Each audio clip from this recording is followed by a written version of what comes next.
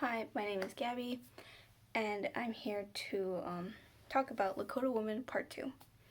So, in the second part of Lakota Woman, Crow Dog talks about a woman's role and the way she's treated by Indian men. In the book, I think towards the beginning of her marriage to Leonard Crow Dog, she has negative views towards the way women are treated and the way women are seen by Indian men.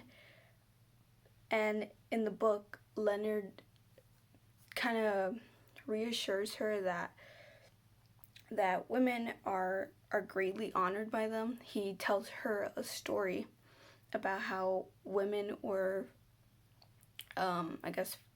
put on earth first, and then women made men, instead of the Adam and Eve story where Eve came from Adam's rib. Leonard tells a story of how women created man by her blood.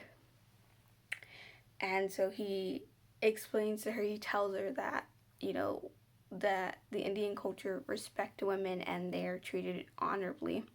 And in this quote, it says, again, I come back to the old giant saying, a nation is not lost as long as the hearts of its women are not on the ground.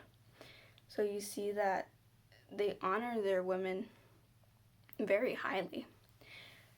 But I just want to know that if you think that they ever contradict themselves, that Indian men and women too ever contradict themselves about how they treat women, because they say that they treat women very highly and that they honor them. But when I was reading in the book too, you see discussions about how, even in the first part, how women were being beaten by their husband because they were drunk a lot, they were drunk constantly, and how women are told that men are still kind of superior to them, and even though that women made man.